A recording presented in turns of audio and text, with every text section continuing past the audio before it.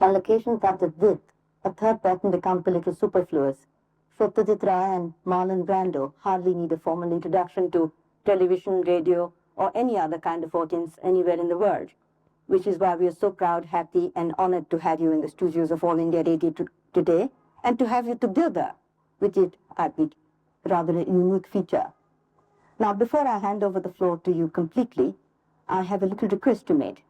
I think it can be said that you both belong to the same generation in films, and I think you share certain qualities which I would describe as artistic devotion and intellectual integrity in your work. I also find that you are very well acquainted with each other's films. I think it would be fascinating if sometime in the course of this discussion, you told us a little about what you think of each other's films. To that. Well, first of all, Mr. Brando, it's been a great... Why don't you call me Marlon? Like, all right, Marlon, all right, Marlon. Well, Marlon, it's been a great pleasure and a great sort of surprise also to find you here in Delhi. What has brought you there, may I ask? Well, I wasn't prepared to make a speech. Well, as briefly as... Yes, well, briefly, it's, I'm here to, sort of on a survey on behalf of the United Nations UNICEF program, which is interested in seeing what artists will make themselves available for a show that we're going to put on, hopefully in the United Nations General Assembly very soon on behalf of UNICEF, and we hope to get the very best artists from all over the world, as well as some of the children who have participated in the UNICEF programs in that they have received benefits from UNICEF, and also have the children participate in the program. And so far we have met with a great deal of success, and we look forward to a very prestigious occasion in which people from all parts of the social spectrum will be there, and it would be wonderful if this could go on yearly. And 500 million people, that's the population of India, will see this show. That's not to say that everyone in India will see it, but it will be released here through television, I'm sure. But it will be broadcast via the Telstar and go through all the television networks. And it'll be absolutely a unique program. And there's never been one of its kind where you've had the very best entertainers, artists, dancers, singers, writers, together. Sounds very interesting, and I hope become an important thing to do, or I'm sure something will come out of it. That means that you're not sort of making any films at the moment on your own, I mean... No, we have a second, the second part of my program is to see whether or not the various governments, I having traveled to Europe and Africa and the Middle East, and now India and Southeast Asia. I'm here to see whether there is not an interest on the part of the governments in the particular area to use artists for a means of communicating the things government program, such as food production and or health, but not in a documentary way, in a very entertaining way. Yes, I think it's always a better way. Yeah, so people are to think of the audience in the wider sense of, particularly in India. Yeah. And if people are lectured to, they don't like to hear them. You know, they want to be entertained, and if they can be informed at the same time they're entertained, the rest of the possible world. And is it going to keep you away from the stage for quite some time now, I believe? Well, I belong to ahead of you. Yeah. Very long tour. I hope to go to South America with this. Mr. Ray will stop off and lie down for 10 minutes in Los Angeles and then take a breath and go on again. Just take a breath, not make a film? No, I work for a living, and I do that when I have to. I understand. What was the last film you made? It was the Chaplin one, wasn't it? No, it was a film with Elizabeth Taylor, and it was called Reflections in the Golden Eye. It was taken from a novel by... Is that John Gust's film back? That's right. Oh, yes. How do you know? Well, I don't know, you know. They're not secret, are they?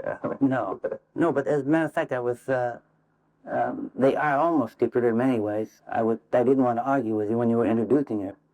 But we do need introduction in the world over. See, we are known in urban areas. Everybody knows Satyajit Ray in Los Angeles, Chicago, New York. And I suppose there are some people who know me in New Delhi and Calcutta. But in Des Moines, Iowa, I don't know whether anyone would know him except through the magazines, the articles that have been written about him in American press, or would they know me in the village?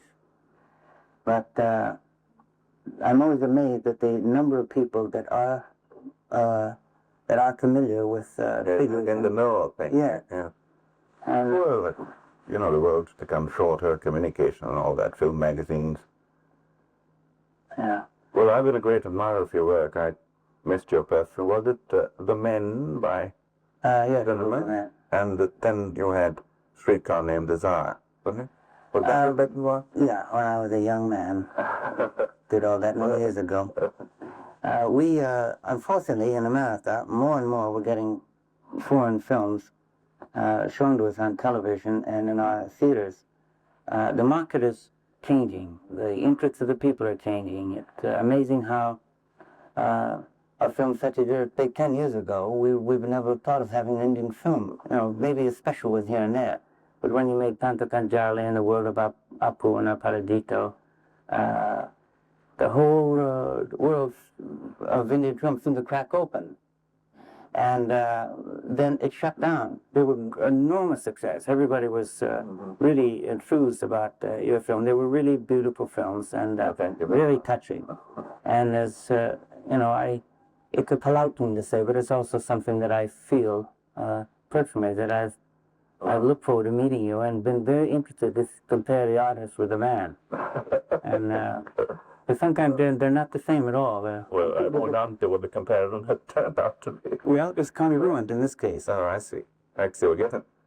But we don't see enough of those films, and when I get back, I'm certainly going to try to. I want to see your films in Calcutta. You're going to be there for a couple of days. Yes, I think I could screen down for you. Some of the recent ones. What ones that you like the best? Well, there's one called Charlotta, which is based on a Tagore short story. Charlotta. Yeah, it's the name of the woman, the main god. Charlotte. Charlotta, that's what a Frenchman called Charlotta. But that, I think, is quite a satisfactory film. And there's one about present day. This is the 19th century, you see. This is 19th century setting. The Renaissance, Bengal, as we call it, when there was a great sort of political consciousness among these intellectuals. The first political newspapers coming out, etc. That period, you see. It's a love story, very Chekhovian, you see. And a few others. I'll try and... Well, there's Mahana, the great city, which is about present-day Calcutta, middle class. Jobs, problems, etc.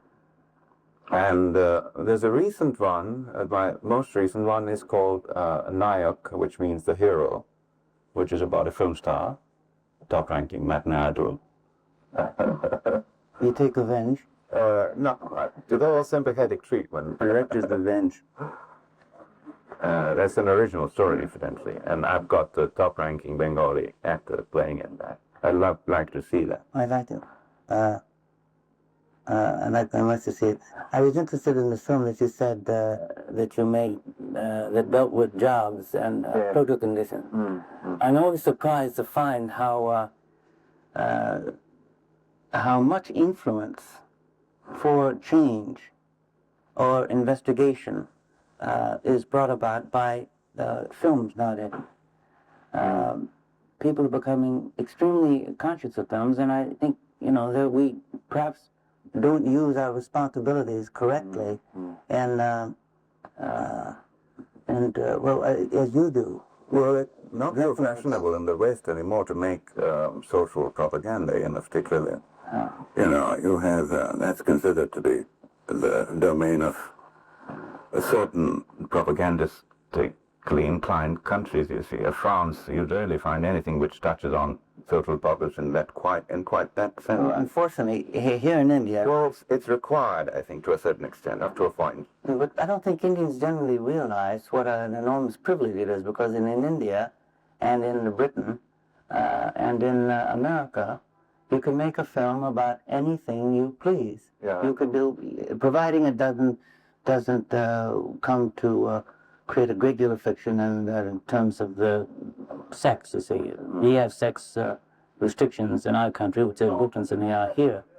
But as in Japan is another place. But in France, for instance, you cannot make a film that would a political film dealing with the army or the image of France. It'll be censored.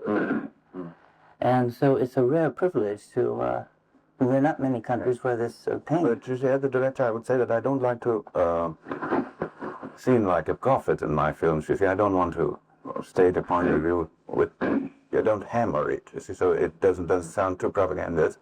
But I want to present certain problems in a clear way so that people are made to think. Sure. They're conscious of them. Well, I think that's the difference. You know, to use the film as a source of stimulation. I might recommend a film. I don't know whether you saw it or not. Perhaps you did. It was a film that I saw in England. It was made for the BBC. Now, I'm going to contradict myself. This film was made by a young fellow named Peter Watkins. Oh, this is a war game. The War Game. And the British television would not allow that film to be shown on television. And they commissioned it. And they commissioned it. The band. Yes, and I wept when I saw that film. Usually, you know, we go to see a film and we'll sit there and we'll say, oh, yes, well, now what's going to happen? And yes, that's funny. You know, we take that attitude. We're not involved in it.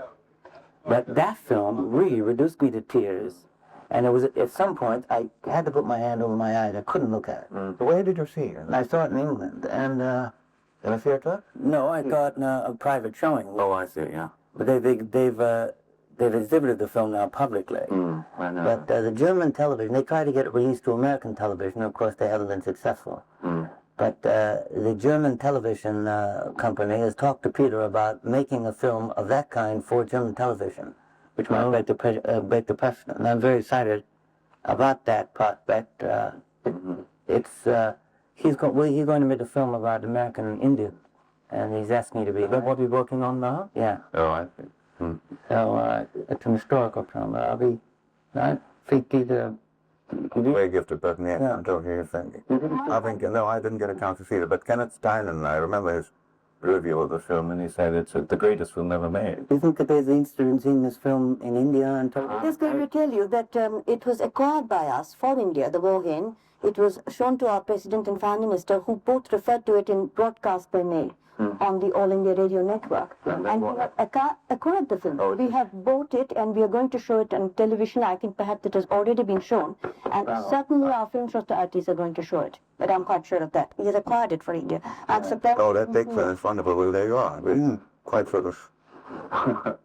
Okay, it would be interesting if this film were also exhibited in movie theater. And the commercial, yes. So that's what's important, you see, to reach as wide a public as possible.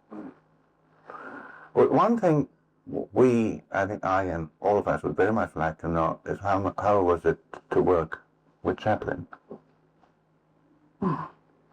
Mr. Chaplin is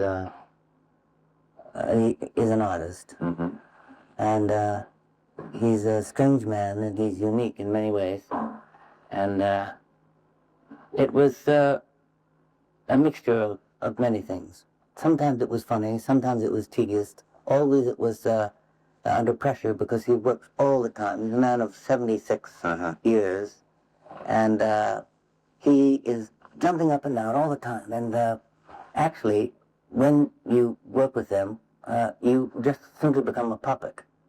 There was one scene where we were sitting at a table and someone was blowing smoke in my face. We're on this boat, and I'm looking at this person, and this smoke is coming in my face, and I was waving the smoke away like this.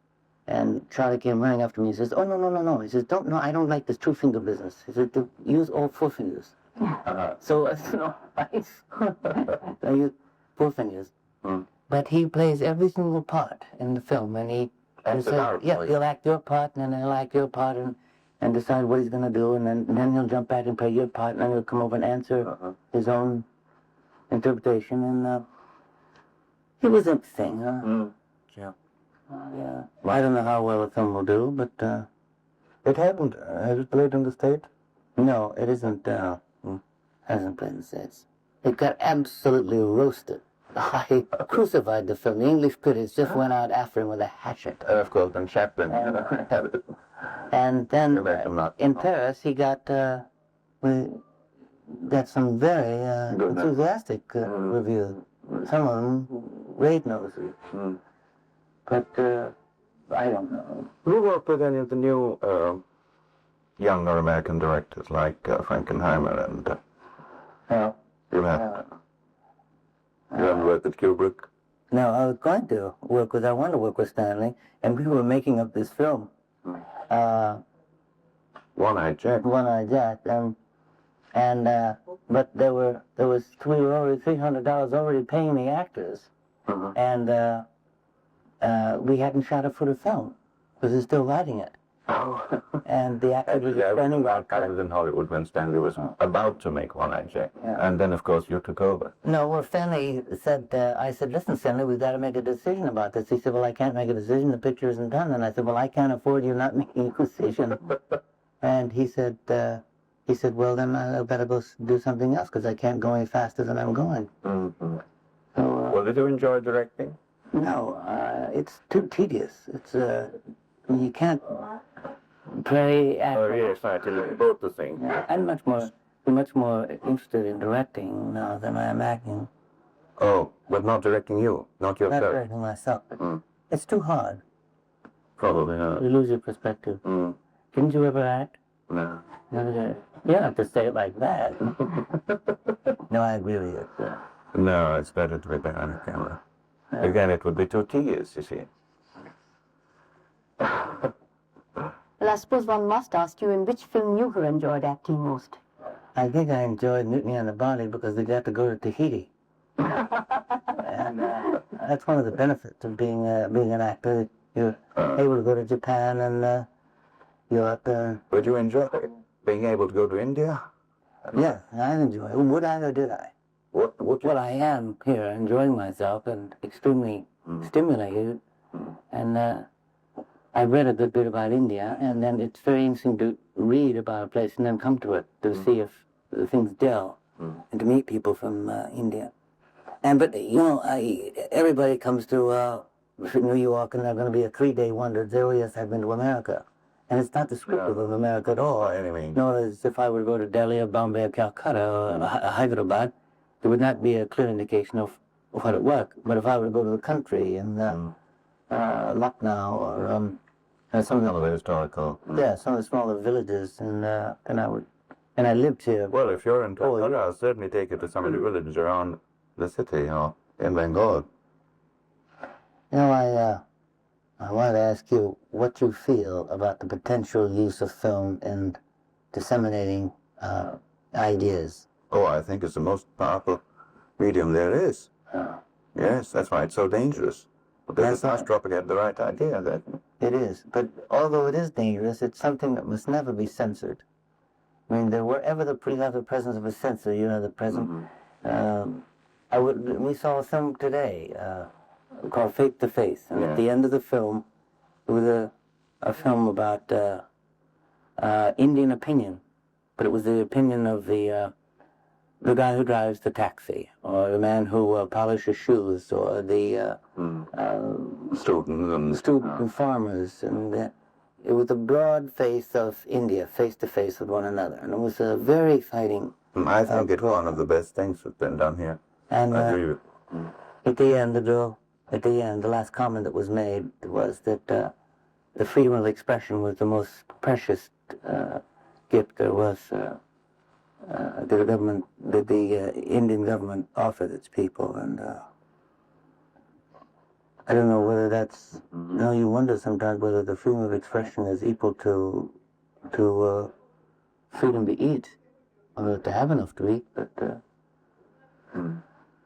I think it's even more important than that. Do you think any perceptible change has come over the American film field the last, let's say, 20 years? Because everything is changing everywhere. The whole, I think, face of the cinema itself is changing. Styles changing. Well, everything's changing. Everything changing. I was. Do you regret the fact that? Do you have any such feeling that the films in the 40s were much better than they are now? Some people say that. The good old days are gone, that sort of thing. Well, I think that change is it's inevitable, and there's no sense in Regretting one. regretting or longing, having some kind of nostalgic feeling. It's gone, and we're getting older. Something else will take its place. Yes, and things, we might as well adjust to it. And I would like to see films, perhaps more. Now, you see, we have what they call the underground film movement in America. Yes, Andy Warhol and the rest of them. What do you think of that? Well, I think it's about time. But you see, America was asleep for years and years and years. We were asleep, and they said, oh, nothing can happen here, everything's fine, blah, blah, blah. And we're all well-fed and happy, and then suddenly we had an explosion of the Negro Revolution. And it was just absolutely taken back, because all we do is read in the paper about the revolution in Nicaragua or the riots in Delhi or something here, and then suddenly in our own country we're having race riots. We can't imagine the impact of that on the American people. And the participation of students was a very important thing, because students, for instance, changed the governments in many parts of the world, namely in Turkey, for instance. They absolutely took over and changed a bad government, replaced it with a better government. And the students in America, not too long ago, were listless and primarily indifferent. But now they're vital about the Vietnam War. They take a position about race prejudice and policies of government and this, that, and everything, and they're into everything. And it's becoming a much more vigorous. Yeah, but at the same time you have this phenomenon of Allen Ginsberg and his group, and the strange interest in the East, and even marijuana and drugs and LSD. Yeah, Because it's still in a sense a pioneering nation, because we are, in a sense, the spearhead of the onslaught of the technological age, and all the miseries of the first miseries of the technological age will fall to us. As other nations come up, it'll fall to them. I'm sure there are community frictions that perhaps don't exist here at this moment, but they could explode, just as it happened in America. And we have, many problems to face.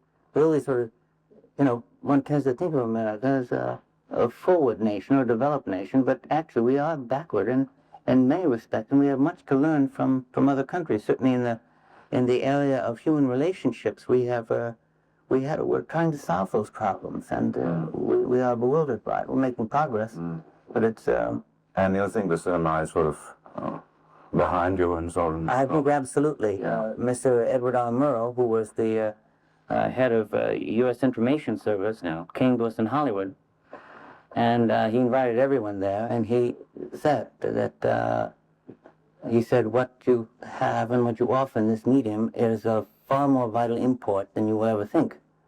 And the way you represent people in the film have to be given some thought to, because producers didn't care. They were dealing in stereotypes, and Negroes who were educated and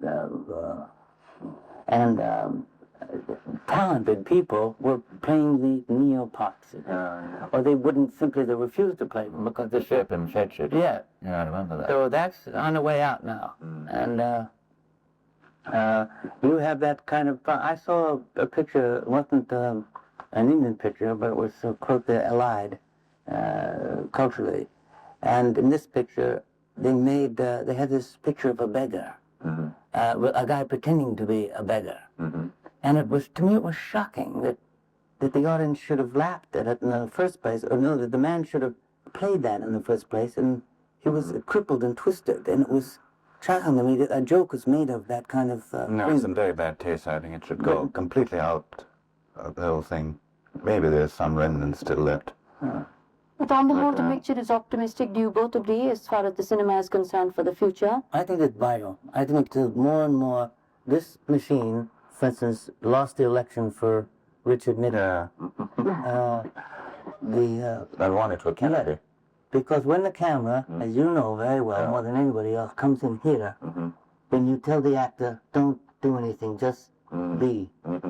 Don't act, just think. Because the camera will see what you're thinking about. Absolutely. And that's what happened in America. The camera came in this close to Nixon's face, and they could see that he was, the camera can see now. They can see exactly what goes on in my mind. And they saw his trickiness and his, his lack of assurance and his apprehension, where Kennedy was forward and assured, and all the political savants say the same thing about. Oh, it's extraordinary medium. It is, and the curious thing is that politicians are now becoming actors, and actors are now becoming politicians. I mean, politicians always were actors, but they never admitted it. And now they have to put on their makeup and say, "Here I am, what?" Yeah. Well, as Dr. Zis said, so the cinema can be dangerous, but on the whole, it still remains a tremendous artistic form and a force for good. I hope you agree. Oh, sir. When you With went on all a the comment- potential in the world, huh? What was that saying? What if it's I said all the potential, Yeah. all of it good in it. but also for the bad, I think, too. Well, it depends on how you use it. And that's why the filmmaker is so important. Remember that film was made in Nazi Germany by this woman? Leni Riefenstahl. Yeah. Yeah, I know. Fantastic. Olympic. film. All for the sake of Nazism. When are you going to come and visit us?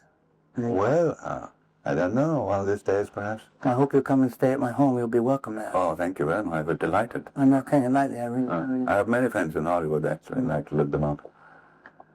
So may we end on this note that you're a guest in our country and you've asked Satyajit to be a guest in yours. We hope you'll come again here anyway. Thank you. And you always